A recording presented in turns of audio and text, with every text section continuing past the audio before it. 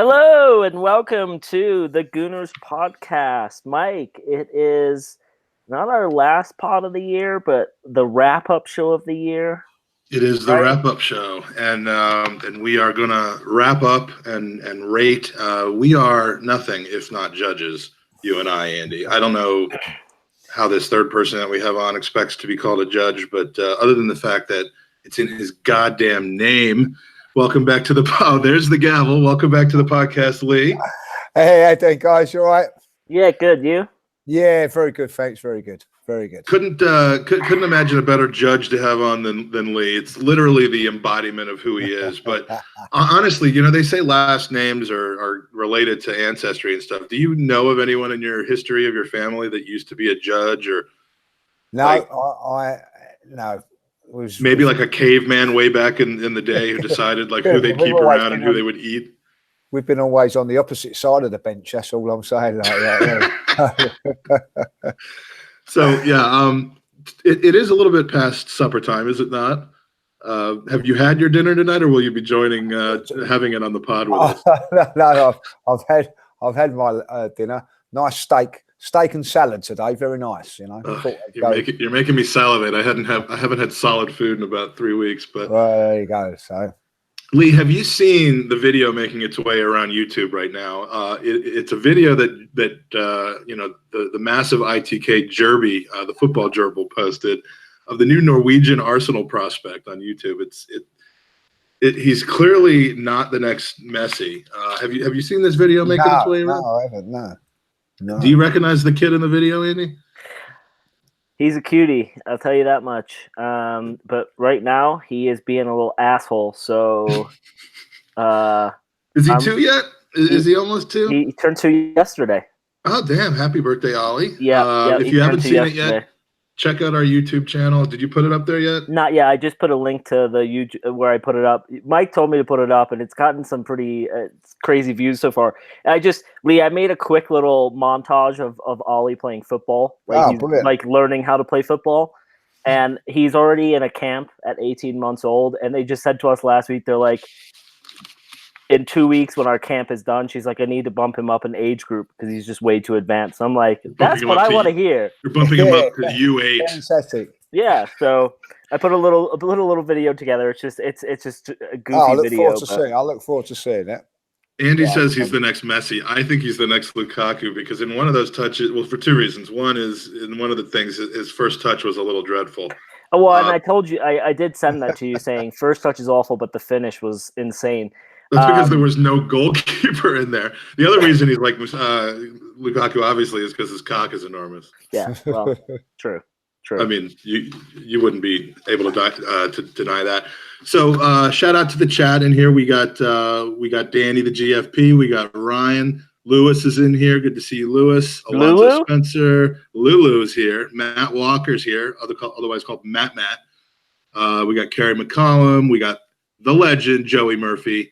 We have the lovely Becca Rhodes and the lovely Sebi are both in here. And let me not forget about 95 Winston, who is coming up on his 96th birthday. He's going to have to change his username. So today what we're going to do is we are going to do player ratings because, you kind of have to be perfect in order to rate other people. And since we are clearly that, we're going to do it. We're going to kind of go around in a roundtable format for players who have had 10 or more Premier League appearances this year. Premier League only, not cups or anything else. We're going to give some stats, and we're going to try to involve the chat. So give your ratings out of 10. I'll try to read as many as I can on there, and then we're going to go to you guys to give your ratings out of 10 and any comments you want to make as well. We got a lot of players to go through, so hopefully we'll be able to make it quick. So let's start with the lowest jersey number, kit number of all of them. Hector Bellerin played the first 17 games of the season, missed around 4 games around the festive period with a calf strain, came back for 2 games and then did his ACL. But he actually played almost exactly half the season, 5 assists in that half of the season. Andy, what do you think of Bellerin's abbreviated season? I was impressed with the abbreviated season based off of comparison from last year. I thought he was one of the players under Emery that had improved. It's unfortunate that we didn't get him the full season because I think some of those losses would have been wins. So I was really impressed with him, and I think that coming back this season, he's going to be a guaranteed starter. I just want us to have a better backup going forward. So out of 10, what would you give Bellerin? I'd probably give him an 8.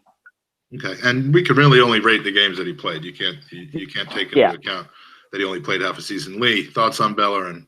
Yeah, one who got a lot of scorn from some of your compatriots last year. I echo what Andy says there. To be honest, I felt that he definitely was a big improvement up on his last season. I'm still not convinced with his defending, if I'll be honest. I think that we need to improve all round there, and we were still conceding goals while he was there.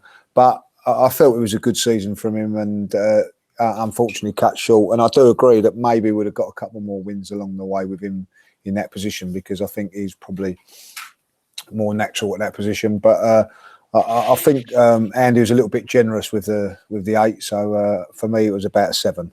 You're not going to come out of the gate giving out big numbers, are you? No. 7 for Lee. The chat room gives Danny gives him a 7. Michael Hernandez an 8. Matt Walker 7.3. Got to love the decimals there. Matt Belcher 7. Alonzo Spencer 7. I'm going to try not to set the bar too high, but Bellerin was one of our better players in the first half of the season, I feel. So I'd say I will give him a 7.2. And we'll go on from there. So next on the list, Sokratis Papathapathas. That is the official. I got fantastically said. I got my Greek friends. Oh yeah, and with Leon, I'm going to actually make you say the name before we go on. Sokratis, most cards of anyone on the team. 12, all yellow though, in the Premier League. No reds, other than the one that he got in the Europa League. He's a dick, and that's why we got him. He's one of 2 dicks that we picked up this year. Andy, your thoughts on Sokratis? Yeah, I think he adjusted well to the Premier League. I know it can take a while for a defender to come in. I don't think that he made any tremendous mistakes. I'll probably give him a 6 or 7 for the season. Because I feel like he's not that out-and-out center back who can control. He's better when he's playing with someone who can command an area. But I was impressed with him for his first season. Okay, so I'm marking him down for a 6.5 from you then. Indecisive piece of Lee. Sokratis. First say it. I don't know what's going on here. I'm agreeing with Andy. I don't know what's going on here, right? I think for his first season, I think it's pretty good season, if I'll be honest. For exactly the same things that Andy has said for him being in the Premier League first season around. I honestly don't think though, if we're going to go on and be challenging for titles, that he's going to be one of the main defenders. I think that he would be a backup, if at best. But strong enough season this season. Yeah, I'd say a 7 again for him, to be honest. I think that he's done okay. All right, and Winston's or the person whose dog is named Winston is giving him a 7. Grant 7.5. Kerry McCollum 7. Michael Hernandez is 7. He's gotten a 6.9 from Matt Walker. Lewis says you're wrong, Lee, and I would agree. He is one of those players where his presence on the pitch is more valuable than his actual playing ability in my eyes.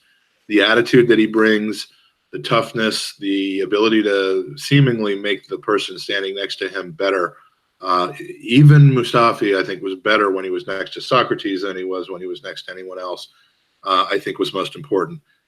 Not the most dynamic center back. I certainly would have put him in the class of some of the other center backs in our league or in Europe. So I'll give him a 6.8. Don't think as impactful as Bellerin was, but he was fine, and I would keep him around for next season. Koscielny, Andy.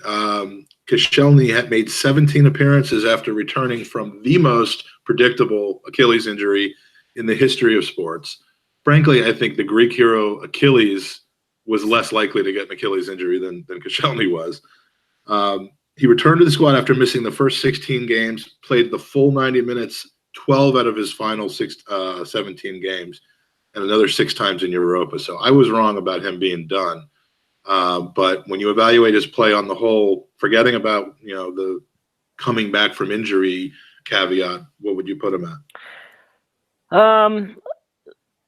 It's a good question, Mike. I mean, the injury thing for me, because I've read multiple places that he's still carrying that injury, and if that be true, then I give him an 8. But you can't let that factor in, though. Yeah, I was gonna say, but my football brain's comparing him to somebody else. My football brain's gonna say 7, because again, I thought he was a decent center back for us. He stepped up, even if he was hurt. He scored some important goals. He did have some fuck ups with Southampton. I think that I wouldn't be sad if this was the last season that we saw Koscielny in an Arsenal shirt. Yeah, I mean, it would be difficult probably to see him gone just from a sentimental standpoint, but the sentimental standpoint's what keeps getting us into these positions. Right. So a 7 from Mandy. Lee, what do you think? Yes. Listen, when I look back at the game against Leicester, the goalkeeper kicks the ball out and Sokratis and Koscielny can't deal with that. And those sort of defensive errors get to me, I'll be honest, but fantastic recovery to come back the way he has done. But that doesn't mean to say that he should be getting an high mark, because every time that since he's been back in the side, we're still conceding goals left, right and centre. So I think, you talk about Achilles, our defending is our Achilles heel, it's our weakness. And if you start giving all of these players 7s and 8s, well, we're screwed, aren't we? Because, defensively, we're not good enough. For me, 6 out of 10. He's done well to come back. It's been fantastic that he's come back. But we've conceded goals in every game that he's played in, probably bar 1. But, he's not just the problem. But I'm so pleased that he has come back and proved everybody wrong by coming back. But for me, 6 out of 10. All right. 6 out of 10. Again, I mean, his mistakes were as always when they're not all that common, but they're bad when he makes them. And I mean, I just separating out the sentimental part and the fact that he played better than I expected him to. And frankly, he came back, I believe, just as Rob Holding got hurt, and therefore kind of got thrown into the fire a lot more than he probably would have. And he came through it okay. So again, I would probably give Koscielny a 6.5 from a play standpoint, but pleased that he came back and was able to be a leader on this team in his own specific way. Koscielny got a lot of range of votes there in the chat. 7s from Michael, Becca, Highbury, Lurker, Matthew Belcher 8.5, Matt Walker 6.9, Alonzo 8.2, Grant 8. So I think a lot of people are crediting his return and and the play relative to his injury more than they're just looking at the flat play. But 4th on our list, number 7, Henrikh Mkhitaryan. And we will be talking about him more in a bit. But as far as his play in the Premier League this season, 25 appearances, the 3rd highest goal total on the team with 6, despite missing 8 games in a row with a broken toe. Andy, what do you say about Mkhitaryan? Kind of frustrating player, isn't he? Yeah, because we saw glimpses some of the matches where we saw the Dortmund Mkhitaryan, but for me, I'm going to give him probably a 5. We just didn't see enough, and as an attacking player, that goal total should have been way higher. He put some really, really good balls on target, but they just, the finishing just wasn't there. I mean, he was in the position, he connected with the ball, but it would go wide or it'd go over, and it's like you need to trouble the keeper or at least force him to make a save. 200,000 on wage bill. I just don't see a reason for us to be keeping him around. I think for a player of his caliber, we could probably ship him for, according to transfermarket.co.uk, his value is around 27 million right now. So if that's accurate, I think we should ship him. Yeah, I grab him. Lee, is 6 goals not enough from one of 2 people who probably should be your your third highest goal scorer on your team behind your strikers. Well, I've got to say I've been disappointed, if I'll be honest. Overall, the season, I felt that in the beginning he was poor. They had that little spell. Do you remember he come back from injury, he played some really good right games, after he came back, really. And I thought, well, this is it now. And he had a spell about a month where he was brilliant. But you're talking over a 9-month season, and to do it in 1 month, it's not good enough. And you can say that about a lot of players I know, but for me, for what he is and what he, the amount of money that we spent on him with our wages and all that, I think it's been a bit disappointment. And for me, 5 out of 10. Got to ask the chat something. Are we having this situation again where I'm the only one that's appearing on the screen while other people are talking? That happened about 2 months ago, and that is how it's starting to look in the chat. So I may have to start forcibly clicking on people so that they appear when they're talking. So my bad on that. Just let me know if that's what you're saying. And by the way, I am not chatting as the Gooners podcast right now. That would be Andy. So next player is I think they can tell it's me when I'm calling you a screen slut. Yeah, well, you never know. I'm pretty self-flagellating or whatever. Lee, repeat for me again what your rating was from Mkhitaryan. 5 for me. Okay. Man, Lee and I are not going to disagree until we get to Zaha. Yeah, I'm gonna probably give him a 4.5. Other than that one stretch, he's been incredibly disappointing. I backed him to come back this year and thrive under the tutelage of Unai Emery, and it just hasn't happened. So a 4.5 for me, and 4s and 5s are pretty much the common thread in the chat as well. Next, Justin Trujillo saying he upgrade over the Alexis. So I suppose. Well, I mean, anybody's an upgrade over the current Alexis that we have. True. Fucking off at United right now. Next is Aaron Ramsey, a controversial figure. Played the role of super sub this year. In his 28 appearances, he was subbed on 14 times, subbed off in 10. And he killed a total of 4 people this year with his goals and had 6 assists. So, Andy, where are you placing Rambo? Again, filter out all the contract stuff and the stuff. But I'm going to filter this in. I'm going to give him an 8, and this is why. Even with all that bullshit, he played his heart out for us. And there were moments in matches where he seemed to be the only person on the pitch who gave a shit. And we've always seen that from Ramsey. And specifically this season, I think it speaks leaps and bounds because he didn't have to. We should have been playing him more. I know that he has niggling injuries. I get that, but I think we win more games when he's actually on the pitch, and I think we play better football. So for me, I'm going to give him an 8 because if we had a fully fit Ramsey, specifically the last couple matches of the season, we're in Champions League football, and that speaks leaps and bounds. So I'm going to give him an 8. Okay, fair enough. Lee, your thoughts? Yeah, I can't believe it. I'm going to go for an 8 as well, so... I just think from January up until he got injured, he was probably pound for pound Arsenal's best player. And, I just felt that his attitude and everything was spot on. And it's been no coincidence that since he's not been in the team, particularly in the Premier League, how poor we've been. I think that I totally agree with what Andy's saying. And I think that if he'd have been about, we would have got the points to get into the Premier League. I just think that he gives us goals. The goal against Tottenham, that gives you 2 points straight away on the season. And I just felt that there were games when he played really, really well. I think at the end of it, maybe Emery didn't really know where to play him until after Christmas.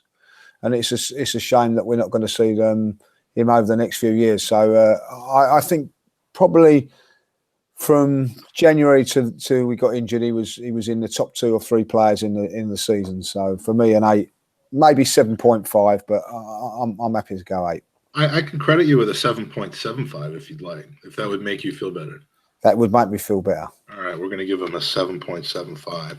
I got the spreadsheet to average everything out anyway, so it doesn't have to be even numbers. His play on the pitch this season, 8.25. I have a lot of other baggage I've never really been able to get over with regards to how the contract thing went, but you can't really think of that. He was the common thread in a lot of our victories. He did his work rate and his effort and his dedication to the team, which you have to believe is genuine and not just PR. The heart on the pitch is not PR, and it was among the best on the team. So 8.25 for him. As Fredo wrote, Rambo never took a match off like some would have in that situation. Outside of our two strikers, he was our biggest contributor. Can't agree with that. You can't agree with that? Can't agree with that. You can't agree with it more, you mean? Oh, yeah, sorry. Can't disagree with that. All right. So next, as I try to plug in my computer so the whole podcast doesn't come crashing down, we are so professional, by the way. Most top judges call us a very good podcast with incredible audio. All right. Anyway, Lacazette. Alexandre Lacazette. Andy. Yeah, I'd probably give him an 8.5. I thought that he deserved being the player of the season. I think that there were matches where we saw his heart and desire, where he tracked back, made tackles. There are a couple opportunities in matches where he had sitters that he missed, but a good striker is going to find themselves in those scenarios. And I think if we go back and look at Henry's seasons with 20-plus goals, you're going to see him miss quite a lot of sitters too. But I think it's absolutely shambolic. People want to sell him next season to get money for other players. I think he's been absolutely superb. So, yeah, I think 8.5. All right, Lacazette, 8.5. Lee, your thoughts? 8.5. I think dead right. I think he's been Arsenal's best player. Right? When are you guys just going to move in together? That's unreal. This is. There's going to be some debate. It wouldn't shock me if Chris just comes around. Yesterday in the chat room, we and I were going at each other playfully, but it was like I'm like Lewis for an hour. I'm expecting Chris to come into the picture with Lee's dinner and vice versa. Since you guys are so close, I just think that he has been Arsenal's best player. I think that you've got to take into account that he plays up front on his own. His work rate this season, barring probably 2 or 3 games this season, he's not put in the work rate that I felt that he should have done. But his hold-up play has been fantastic. Yeah, I agree with what Andy's saying. He could probably score some more goals. I think all round has been our best player, and I think our best forward as well in the whole package. You don't have to cry about it, Lee. So for me, I don't think we've got anybody in the 9 bracket. But for 8.5 was exactly what I was thinking. So I'm happy to go with that. Well, I disagree, actually. I do think we have someone in the 9 bracket, and Lacazette's it. The goal scoring, 13 goals, 10 assists, and 35 appearances. He was durable. He didn't play a lot of full 90-minute games, but that's kind of always been him. It's a player for whom stats, even impressive stats, don't tell the whole story. I mean, the little things that he brings to the game, his tracking back, the number of interceptions that he made in the middle of the pitch where he's obviously working beyond his positioning to win the ball back. He does a lot of little things, hold up play back against the goal, things that Giroud did, but with much more physicality and sorry, Becca, but much more kind of athleticism than a Giroud, more dynamicism. So I think he's the player of the year. Clearly, he was voted player of the year, was he not? Yeah, by Arsenal, and so I'm going to give him a flat 9. I will say also, I forgot to mention it, he did score very important goals against big teams as well. Mm-hmm. So which is the sign of someone who gets it. He's getting 8s and 9s all over the place. Scream Boys get him a 9. Becca 9. Ryan Cost 9. Justin Brent Wilborn 9.23. Yeah. Alonzo Spencer 8.9. We're gonna have somebody rating somebody pi. Fredo. With the full extended digits, but let's get to the next one. Yeah, the next one might take a little while. We have a certain Mesut Ozil, and again, I'll keep saying it. We have to judge the play on the pitch. If you want, I suppose we could judge the fact whether he was available or not. But, again, we're not going to talk about the war with Emery unless you absolutely think we should, in which case we will. I'm going to give him a 3.5. It just for the wages he's on, he needs to be a better player. And I'm thinking of a specific match where we played West Ham, and I remember the passage of play was going to the left. I think there were 20 players on the left. There was our keeper and one player on the right, and Ozil found him, which led to a goal. We didn't see any Ozil this season. That was a Bournemouth goal. That was amazing. We haven't seen it this year. And Ozil's one of those players where he does something absolutely fantastic, and everyone goes, "Yeah, that's Ozil." We haven't seen that at all, whether it be injury, whether it be new system. I think that the last 2 months of the season, he grew into the squad, but we never saw enough from him in matches. And I don't care if you're told to defend more. I don't care if you're pushed down on the left wing, if you're a central attacking mid, or even if you're told to play as a striker. If you have his ability, you can make things happen in a match regardless of the position you're in on the field. We're not asking him to go back and defend, but there just wasn't enough. So I'm going to give him a 3.5.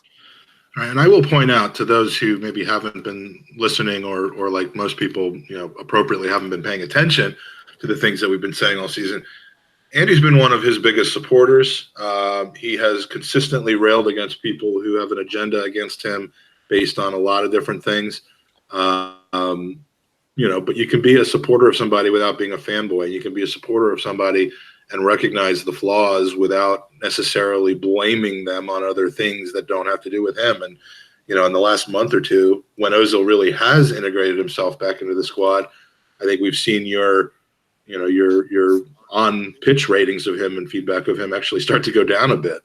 Yeah, because it just hasn't been there, and I appreciate you saying that. It's just he is one of those players where it's easy to get clicks and views because you can just be negative, and then fanboys do jump on. I love Ozil. I love he's an Arsenal player. I disagree with how much he makes, and his play this season's been dire. It's just been atrocious. So, if we keep him next season, let's hope he can morph into the player that we know he's capable of being. Lee, let me give you some stats. I forgot to mention 4-way tie for 9th place in assists on the team with 2. Apparently, he had 3,954 secondary assists, though. His 2 assists rank tied or behind prolific creative attacking players such as Sokratis, Nacho, Monreal, Bellerin, and he only has 2 more assists this season than Steve Bold and Kenny Ken combined. So 24 appearances, subbed off in 10. Subbed on in 4. He started 7 out of 19 away from home, 13 of 19 at home, which is an interesting statistic. How do you rate Ozil's play on the pitch this season? I honestly think he's just not done enough. He's just not done enough. I think what you want from your star player is someone, when you're struggling a little bit, to take the game by the scruff of the neck and turn it around for you. Mesut Ozil's not done it for me.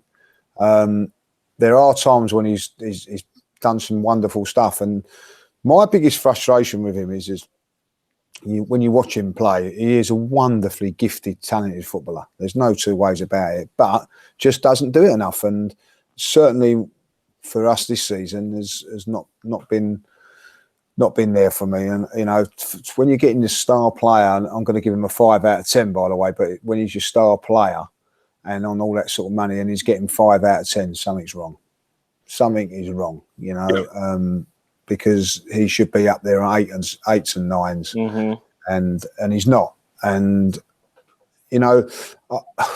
even with like Lacazette, sometimes I think maybe we go not overboard about Lacazette, but he's not probably having one of his better games, but you can forgive him because he's put the shift in.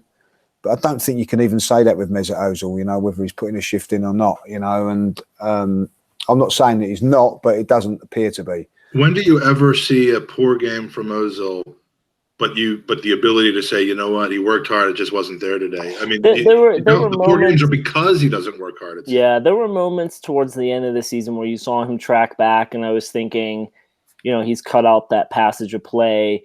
But it's not with gusto. You know, you don't see it often enough. And I think we said it in the past, Mike, with Ozil, and as Lee just said, when you're on that money, you should be an 8 or 9 ranked player. Like if you take Hazard, for example, he might have 2 games where he's off, but if you rate like a player of his ability, out of 10 matches, you should be on for 8 of them, and Ozil's in that category. He should not be off for 8 matches and only on for 2.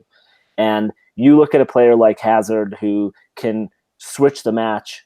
Ultimately, he can grab the ball and go, I'm going to put this in the back of the net or create something where someone else does. That's what Ozil should be doing, and he doesn't do that.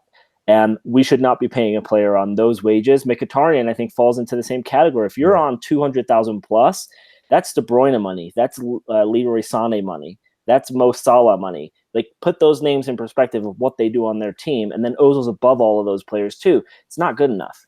Yeah, and you know, you mentioned Mkhitaryan. I'm looking at my ranking for Mkhitaryan at a 4.5 and saying Ozil has to be a 3.5 because between the two, you know, who was more impactful on the season? I'd say probably equivalent, and the tiebreaker there is you'd have to expect Ozil to be more. There was a stick. Like, I know it doesn't get the headlines for it, but it was in a game against Valencia. There was a 20-minute spell before half time when Ozil he took the sting out of the game by slowing it down, passing all that, and that was fantastic. People don't get to see that, but there was a part of the game where he took the sting out of the ball by keeping the ball, passing it, and you think to yourself, right, then go on, and then he disappears. Yeah. You know, and that's my frustration with him, because that 20 minutes he took the sting out of the game, took it our way, won't get the headlines because it's not a fantastic assist or it's a goal or whatever, but there was that when he just kept the ball, kept us all calm. And it was, but you know, then someone will turn around and say to you, "Well, you expect that and more," and you can't argue with that. Yeah. So the love affair with Ozil appears to be over, but there's a new love affair around, and it's between Andy and Grant. Well, in our chat, I'm basically watching you guys pork each other virtually. And then I got Mike Hernandez yelling at me in all cap locks because I should be taking wages out of the equation. I think, Michael, if you stop playing FIFA for a minute and you return to my earlier statement, I gave him a 3.5 based off of performance. Yes, but Grant points out something very interesting, which is Andy's eyes. I mean, he asked me to do the podcast 3 years ago, and I'm like, "Who are you? And why?" And no. And then he sent me this picture of his eyes, his big blue motherfucking eyes, and I've been in a trance ever since then. There they are, the eyes. So anyway, thank you for noticing, Grant. And Claude's in the house. Good to see you, Claude. I miss you. It's been a while. Claude said he couldn't miss a podcast with Mr. Old Half Pint. Thank you very much, Claude. I'm not used to having to do camera work on this, but anyway. Bang. Next on our list, number 11, Lucas Torreira. Or Torreira. Lucas what? Lucas. Tierra. Someone said to me, say Vieira and put a T in front of it and you're there. So that's what I'm saying. Tierra. That's not exactly. Okay, we'll give it to you. 34 appearances, 1 huge goal in the North London derby. Pretty big impact on the team, I'd say. But Andy, you called him prior to the season the man you backed to be not just our best signing, but the Premier League's best signing. How do you feel about him at the end? Yeah, I think I'm going to stick with it because his impact on our team has been huge, especially during that run of 22. I think he really held it down. I think the physicality of the league slowed him down, and I think Grant would like to hold you down. And Laurent tore on him. So I don't know, Mike. For a numbers rating, I'm going to give him a 7.5. We saw glimpses of what we need from him. I think he just needs some backup in that position. I think we rotated the central midfielders around him quite often as well. But I still think, I can't think of a better signing this season from other teams. Because when you compare him to, who did Liverpool sign as their defensive midfielder, Keita? Yeah, Naby Keita. They brought him in this summer after. Yeah. Like, I can't say that he was Fabinho. Better. Fabinho, like those two players didn't do better, and I think his impact for our team. I thought he was wonderful. And then obviously the goal at against Tottenham was, I mean, just superb. So I'm going to give him a 7.5. Lee, what do you think about Torreira? So I have to say the word faded comes into to my mind. You know what I mean? I thought he started off really, really well. And I'm not criticising him by that because I think that, you know, the Premier League is tough. And I think that towards the end of it, he faded.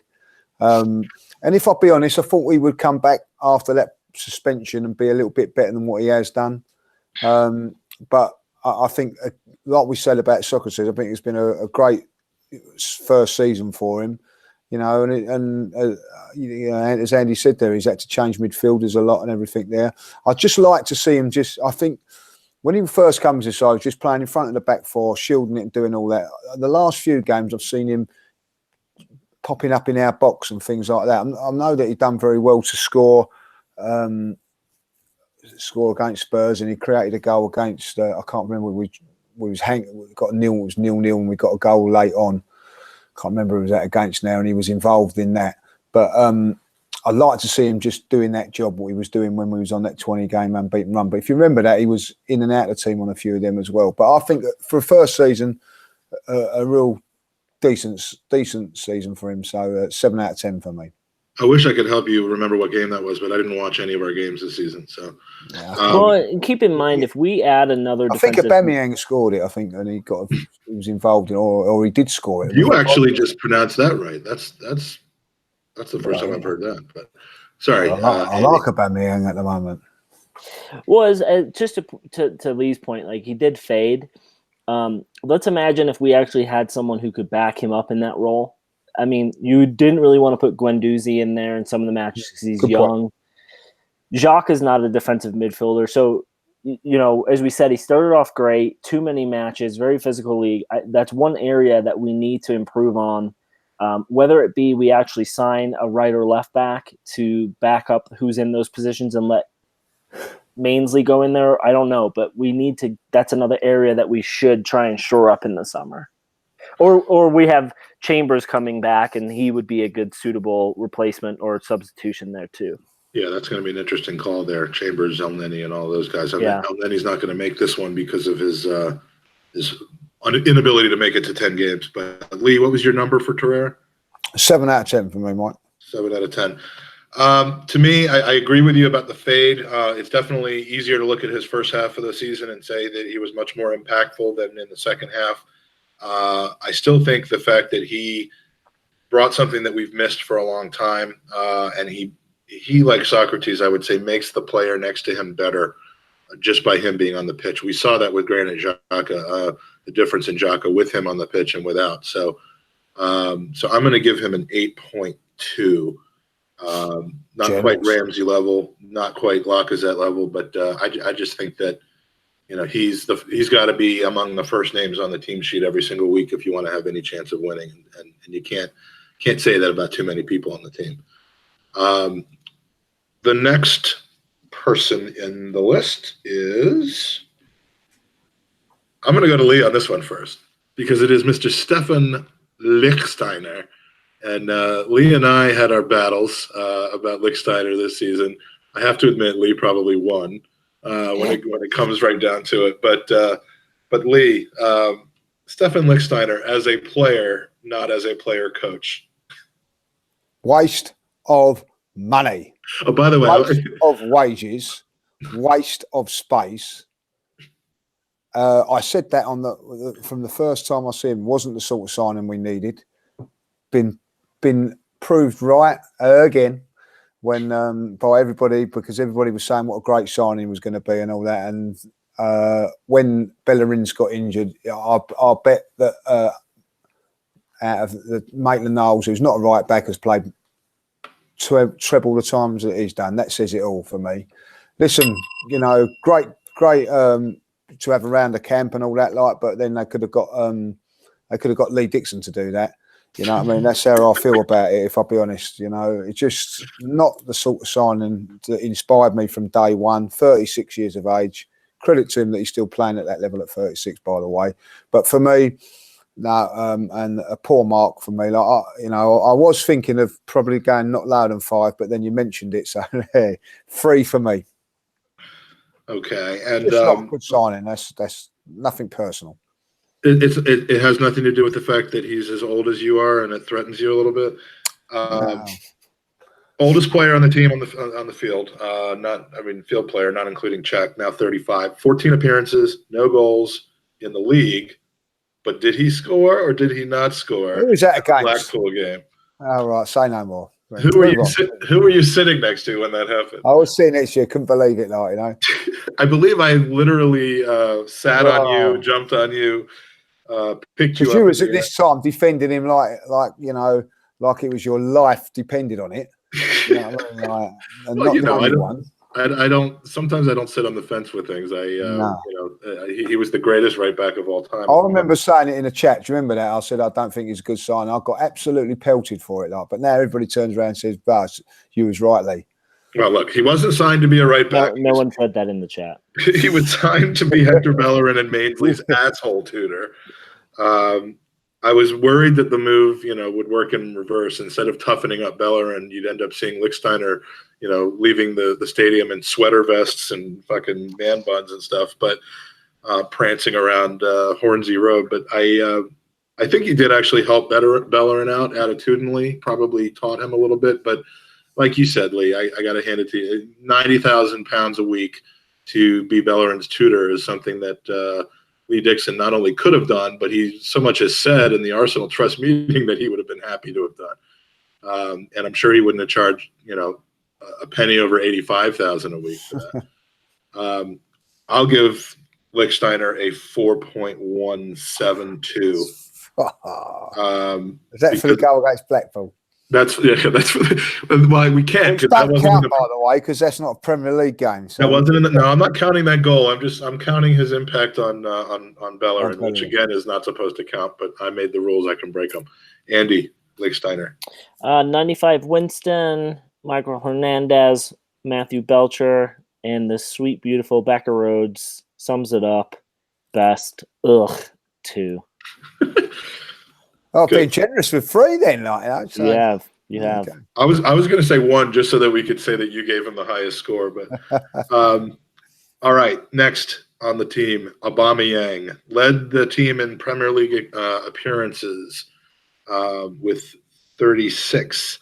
Led the team in minutes for any non-goalkeeper. Averaged 76 minutes a game. Led the team, as we all know, and the Premier League co-leader in goals with 22. Andy, what are your thoughts on Aubameyang in his first full season with Arsenal? I mean, when you sign a striker of his caliber, you want him to be the Golden Boot winner. He shared it. I would give him an 8. He was unfortunate not to score that penalty against Tottenham, so that's probably keeping me away from him being a 9. But God knows where we'd be without him in the squad. So I think for me, he's going to get an 8.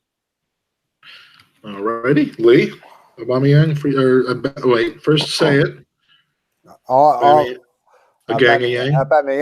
Pierre Aubameyang. I felt at the end of the day, has AFTV done a special show of you like getting tutoring on they've never done with a voice coach? If we did that, it would get about 32 views. If they did it, it would get 32 million views. So yeah, so feel free to use my idea. Yeah, should do really, I'm going to go 8 as well because the reason being, top scorer, but there's frustrations with me with Aubameyang, if I'll be honest, because I watched him against Valencia and he was absolutely outstanding. And then watched him at other games and he's just been poor. And then I remember the game against Chelsea, which he didn't score in. His work rate was absolutely unbelievable. So I think that, football, is all about scoring goals come at the end of it. That's what it's all about. And, you can be having a poor game and banging a goal, and that's what it's all about. And, he is a goal scorer. I thought, the game against Burnley sums him up a little bit, gets a couple of goals there, great goal, and then misses an open goal. Which would have given him the whole which would have given him the, you know, and I just think that it just sums up Arsenal and sums up our season, that did really. But, you know, the penalty miss against Tottenham, I said on the day that happened that would cost us Champions League, and it did cost us Champions League, because if we'd have won that game, we'd have been in the Champions League. You can say ifs and buts, but there you go. And it would have got him the golden boot as well. But let's be honest, he hasn't deliberately tried to miss the penalty. You know, it's just one of those things. But then the game against Man United, I think it was the next week, wasn't it? A real pressure penalty, and he drilled it home. So, you know, I think there is frustration with him, but ultimately he's there to score goals, Mike. He's done that. So for me, 8 out of 10. All right. Ironically, that penalty against Manchester United, when he took it and made it, was a shit penalty. Yeah, great. It just happened to be that it went in, but it was as savable as any penalty. I'm assuming the Mr. Arsenal podcast is your lover, Lee. That's Ryan Fletcher, by the way. Oh, is it? Yeah. Oh. He. It looks like the logo on that is same old. No, the Mr. Arsenal podcast is which is the co-podcast with the Mrs. Arsenal podcast. Oh. Ryan Fletcher. By the way, Ryan, keep asking me to come on. I'd love to, and you know, good luck with getting Andy on. So yeah, for Aubameyang, we have an 8 from Michael Hernandez, a 9 from Screamboy, 8.5 from Winston, 8 from Becca. Let's see. By the way, I got to go back to Lichtsteiner. Grant gave him a 3 for Licky Licky, which is the only person on earth that calls him that. Aubameyang, for me, you know, again, I look relative. If I'm giving Lacazette a 9, I'm giving Aubameyang an 8.9. You can't argue with the ability to finish, and like Lee says, you can't win games without scoring goals. Imagine not having him and replacing him with, I don't know, Theo Walcott.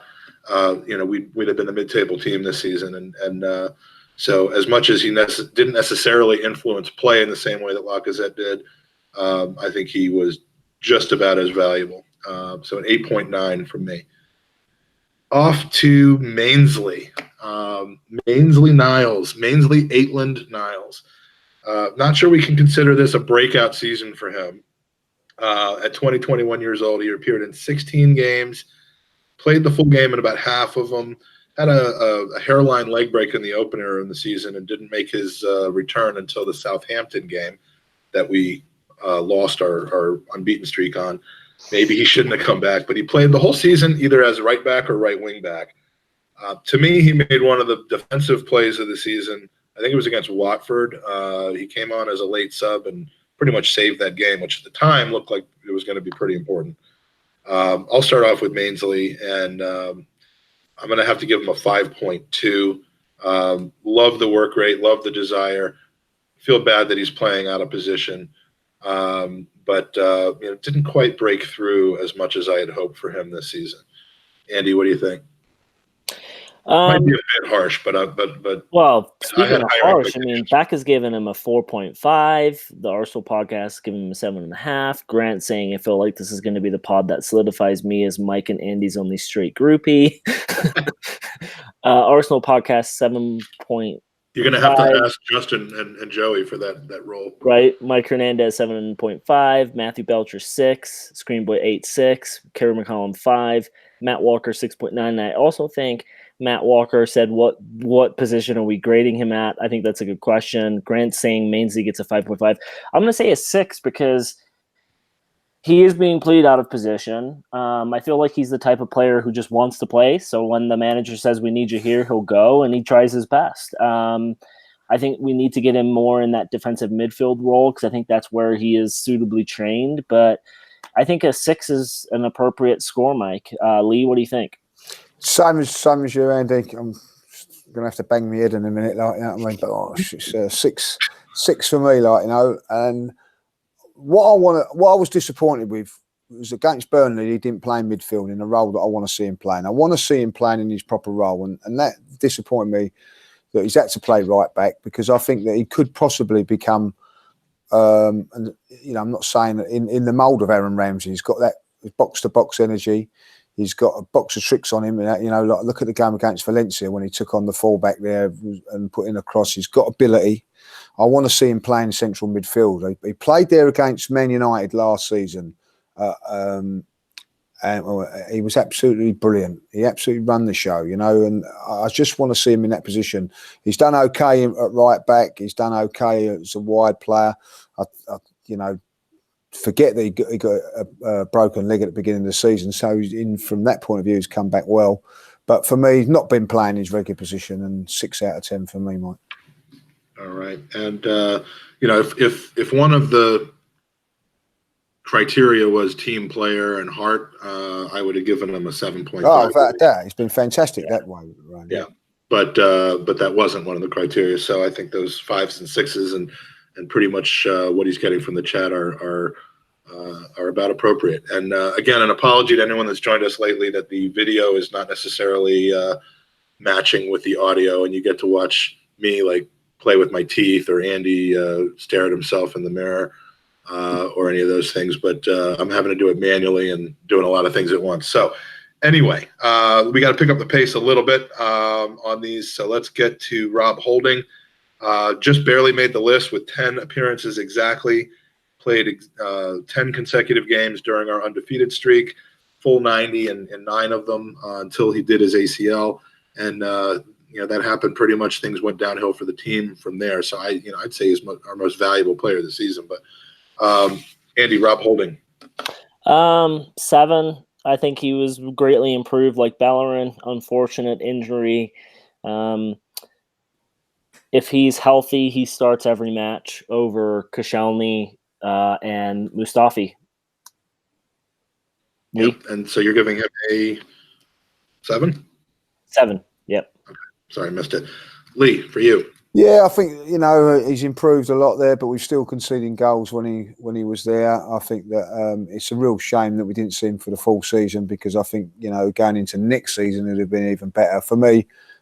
6 out of 10. Didn't play enough games, if I'll be honest, but definitely one for the future. And disappointed out of everybody that's got injured this season. He's the biggest disappointment for me.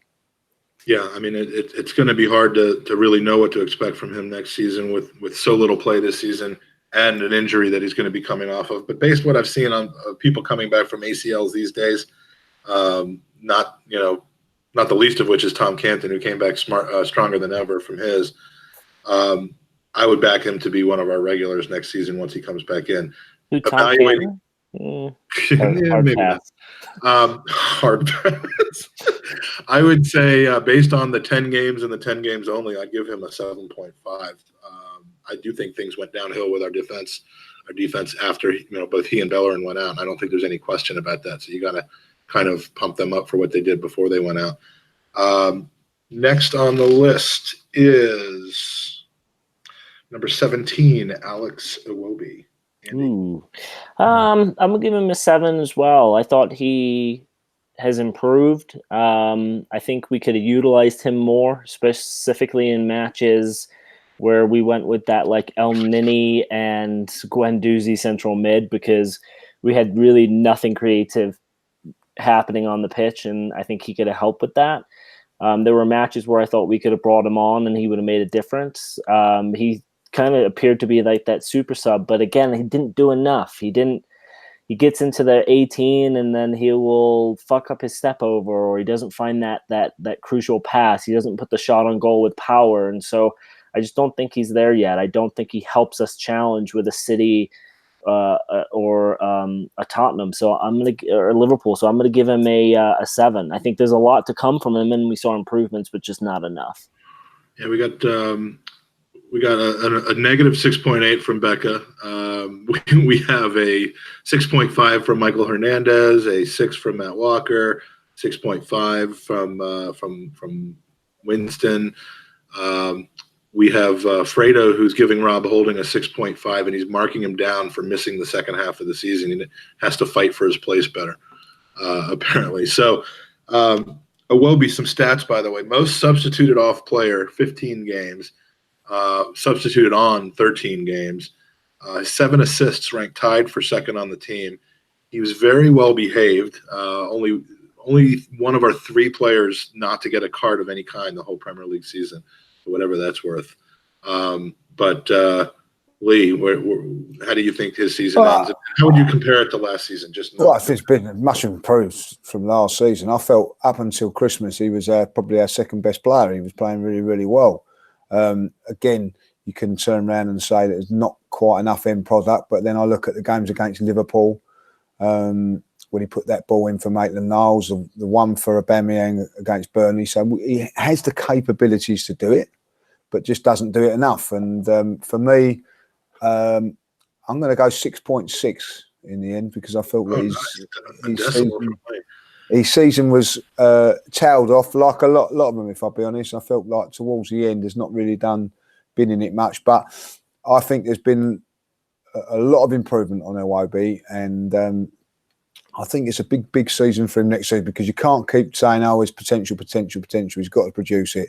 And I think that, the next season is going to be a real key season for him. Funny you say that, because Fredo asks, is next season make or break for Iwobi at Arsenal?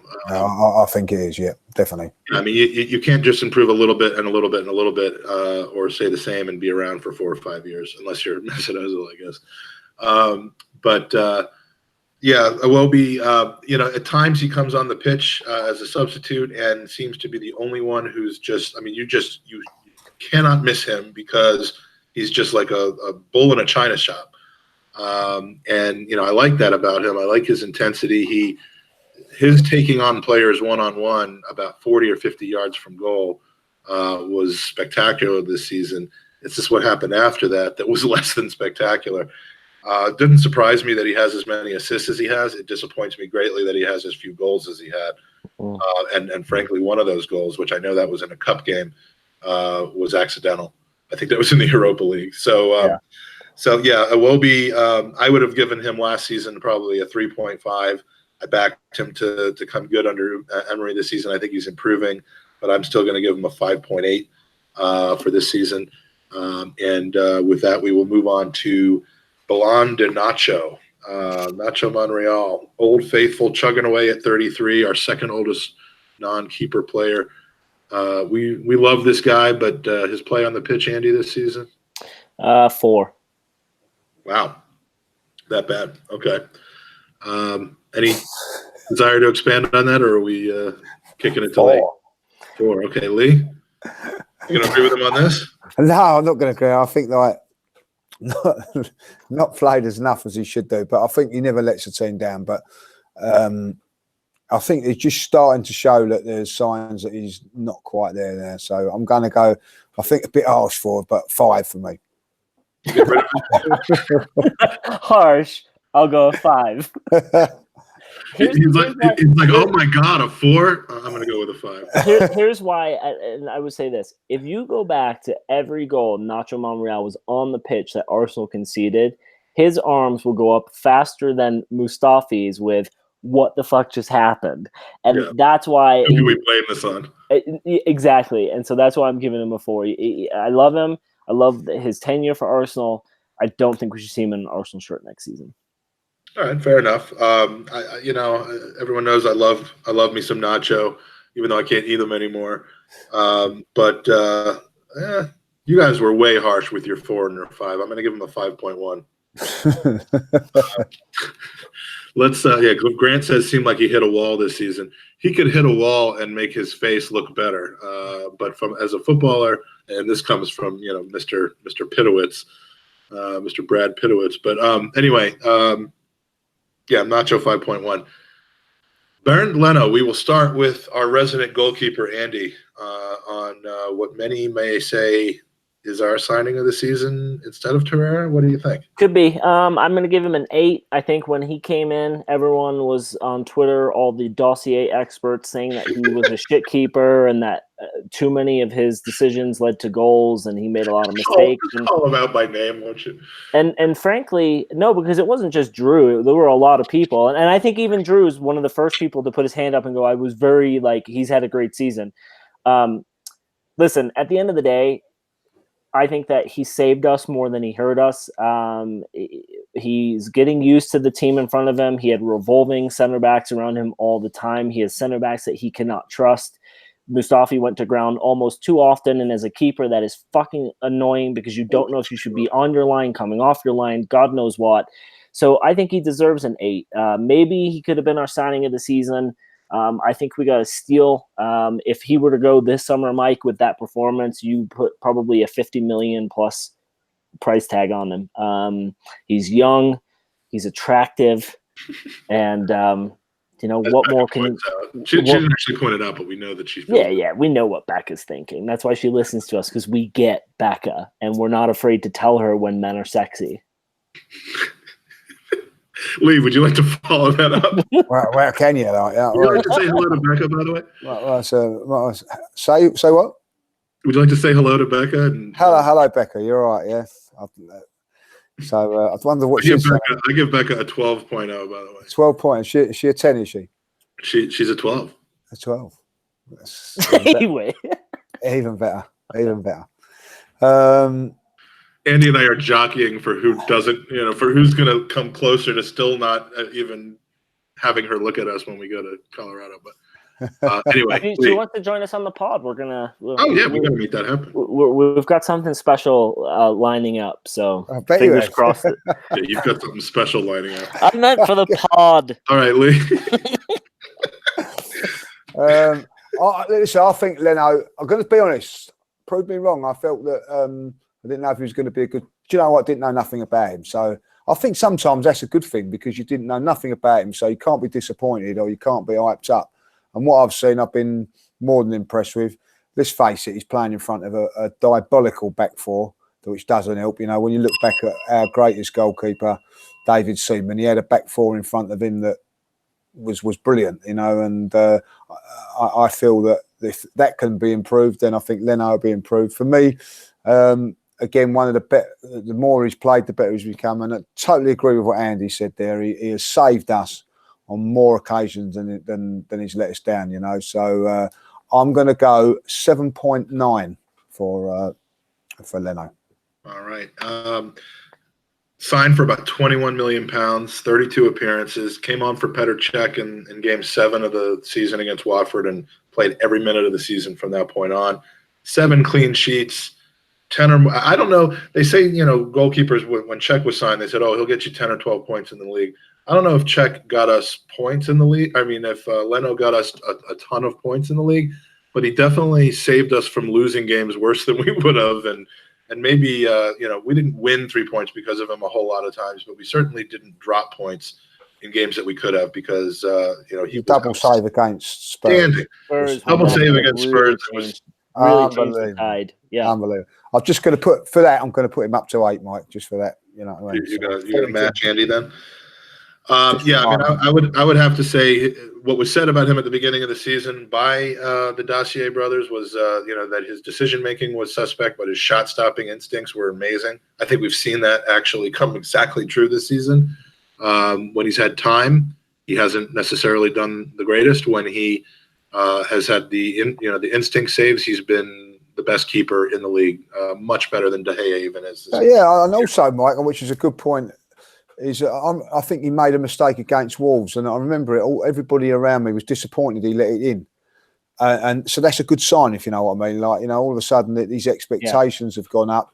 So I think it's been he's been the standout signing of the season for us. And as you say, and I think that my mate Tony said it. If you put him in with De Gea, Alisson, and Kepa, and the Man City goalkeeper, whose name has just gone past me, Edison. They're all in like the 40, 50 million pound to 80 million pound bracket. He's in that company, and you wouldn't flinch if we paid that sort of money for him, looking at that company and what he's done. So that, from that point of view, fantastic. Yeah, for value, fantastic. The best. Our 2 best signings of the season probably came at a ridiculously good value. And if Arsenal gets back to that trend and is successful with it more often than they're not, I have no problem buying 25 million players. Well, no, and as we were just saying, like when you look at the 4 players in front of him, when he gets a stable back line, all you need him to do is shot stop. And if that's what he's better at, then that's all we need from him. Yeah, exactly. This season, he was brought to do, he had to do way more than that. And we saw mistakes happen. But at the end of the day, when you're facing 15 shots in a match, you're going to make a mistake or two. Against a better defender, when that number goes down and you're just looking for him to save the shots, he's going to be absolutely tremendous for us. And I think that based off of this season and how poor this team were in the back, I think he's got that Lehman Seaman trajectory where you give him a better back four, we're going to see a keeper that will go in the hallways of the Emirates and be one of those, because he is young, Mike. He's only, 24 years old? I mean, that's he's got a chance incredible. to be here for 10 years. Oh, absolutely he does. He could be our Petr Cech that Chelsea had. I mean, he's showing that at a young age. And as a keeper, if you've got it at 24, you're going to have it at 25, and it's only going to get better. You mature with age as a goalie. So we've got something special on our hands, which is nice to say. Yeah, I'm going to give him an 8.4. I love the guy, and it's finally something we do not. I mean, we're now talking about who our backup is going to be next season instead of our number one, and that's a pleasure. I'm hoping we can do this one really quickly. Other than the stats, sorry, Leno is 27. Oh, okay. Well, he can still be our goalie for the next 10 years. Yeah. Shkodran Mustafi, third most Premier League minutes played this season behind Alba and Laka on the team. While Sokratis had the second most slide tackles on the team with 35, Mustafi led the team with 2,487. He did lead the team with 123 aerial battles won, more than double Sokratis, 161 clearances, almost 50% more than Sokratis, 106 headed clearance, ninth best in the Premier League. So his stats would argue that he might actually have had a better season than most people are, but we don't watch stats; we watch the game. If you had our defense was awful this season. Yeah, statistically, Mike, he's amazing. As a player, he seemed to be dog shit. I'm going to give him a 6.5 only because statistically he is a good player. I want to know the stat though of his mistakes that have led to goals. There's actually a Premier League stat for that, and the official stat for that is 1. So there you go. So at the end of the day, it can't be true. I mean, but Mike, let me ask you and Lee both this question, right? At the end of the day, are we falling into the Ozil trap and Xhaka trap of who do we hate the most? Social media said it's Mustafi, so we all jump on that. I get that we've seen him play poorly, but statistically, and Danny's pointed this out before too, statistically he's not that bad of a player. If you're telling me that only one mistake has led to a goal, then why do we all hate him so much? Well, I mean, I can think of a penalty that led to a goal. I think that was in the Palace game that we were at. Right. So I'm going to give him a 6.5. I don't think, Lee, what do you think? No, I'm with you. I don't think he's as bad as what he's been.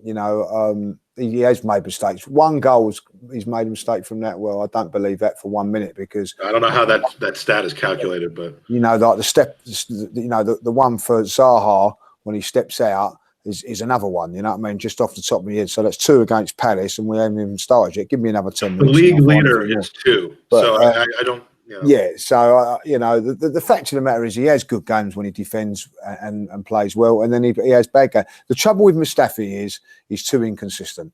1 minute he has a good game, and then and I've watched him quite a lot over the last few games. There's games when I thought, do you know what, he isn't a bad defender. He's aggressive in the tackle. He makes good tackles. For being not such a big central defender, he wins a lot of battles in the air.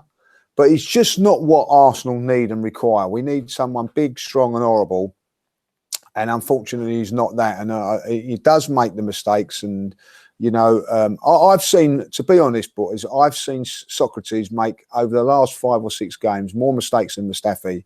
And then Mustafi makes a mistake and everybody just jumps onto Mustafi, you know what I mean? And I think, if Sokratis had done that, you know what I mean, we'd all be going mad. So I get what they're saying. It's just not good enough for the standard that we need, and that's my problem. If he was in, going back, Sol Campbell and Tony Adams in their prime were in the team and he was backing up them, we'd be thinking he's a good backup player. And that's what he is, unfortunately. He's not a main one for us. For that, 5 for me. He's just not quite what at the required standard for an Arsenal defender, and that's it. And which, next by the season, way, has dropped down considerably. You have to choose between him and Sokratis to be one of the center partnership next season. Which one do you choose? No, it's a difficult one. They're both, you know what I mean? I would probably go Sokratis because he's just got that little bit more of a demeanour about him. Presence, yeah, exactly. Yeah. Mike, according to transfermarket.co.uk, they have Mustafi valued at like almost 30. Yeah, his market value is 27 million. You know, obviously if a team came sell. Yeah, right. But but the question is, can we find a replacement for Mustafi around 27 million? Yeah, they're out there. I mean, if they are, great. But I would like to see Chambers come in and do that job. Yeah. You know what I mean? If Mustafi is still in an Arsenal shirt next season, I'm not going to be upset. If he's in an Arsenal shirt next season and he's starting almost every match, that's when I'm going to have some frustration. Brilliant. I would literally walk down to Bournemouth and offer them that 27 million for Nathan Ake right now. And if they ask for a little bit more, I'd give it to him. But Mustafi, for me, I've tweeted a lot of, we've been tweeting out a lot of Mustafi stuff, and it is to mock and satire the Mustafi hate, not legitimate Mustafi hate from us and blame from us. But that said, I'm going to give him a 4.5. I mean, I can't see how I could possibly say he was any better on the season than Ainsley or Mkhitaryan. I mean, just too many mistakes, too many lack of composure issues with him. Next we have, and we got to whip through these, Guendouzi, almost identical playing time as Torreira, one less appearance, same amount of minutes just about, both subbed off 10 times, subbed on 4 times, finished the season at 20 years old with the 5th most appearances on the team. Andy. I'm going to get lynched for this, Mike, but I'm going to give him a 5. I thought he was, for his age, this is a hard one. He likes to drive the ball forward. He tries to make things happen, but there were too many counterattacks where he limped back to the 18, where you would see, I think there was one specific moment where Ramsey actually sprinted past him and Ozil. Everyone gave Ozil shit, but no one pointed out Guendouzi. And then when someone did it, well, he's a kid. Doesn't matter. If you're good enough to be on the pitch, you don't make those kind of mistakes. And he cantered back way too many times. He's young. I think he's a dynamic player. I think he is, they call him wonder kids. I think he's in that category. But for me this season, he just got thrown into the deep end, and I'm going to give him a 5. All right, Lee, what do you think? Well, I think it's been a good season for him from standout season, like his first season. But I will say this about him, when you want someone like Guendouzi coming into the team, when you've got a Vieira and Edu next to him, or a Gilberto, and then coming in and learning his trade, he's learning from players that are not quite good enough, and that's the problem. I think that for 20 years of age, you've got to take that into consideration.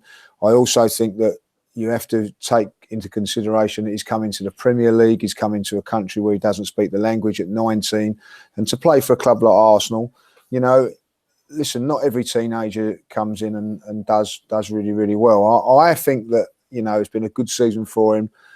Couple more seasons, I think we'll be laying call what a great player he is. Mm-hmm. That's my opinion.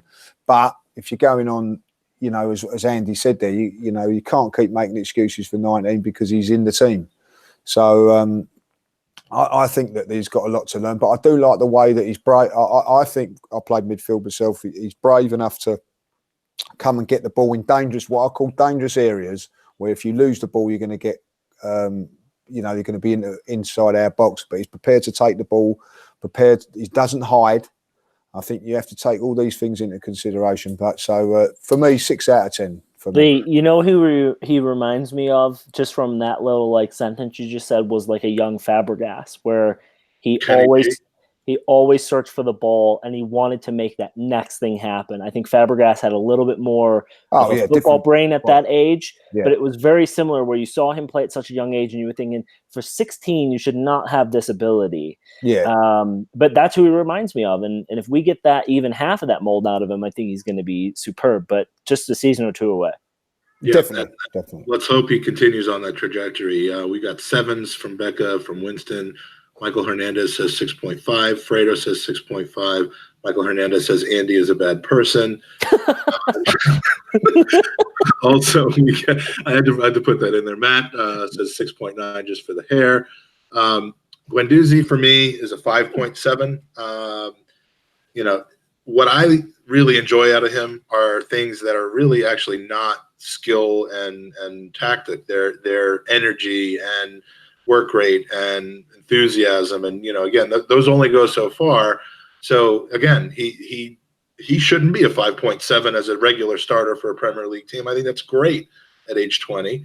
Whether he should have been playing all those games or not is the question. But 5.7 with every possibility of being an 8 next season, and I hope he will be. Now the question is, what will he be getting paid next season? And I've been very strong about this, and I hope that we don't end up spending too much time on this. But if the rumors are true, A, he's making $40,000 a year this season, which is crazy for a player who wasn't even expected to really be in the first team.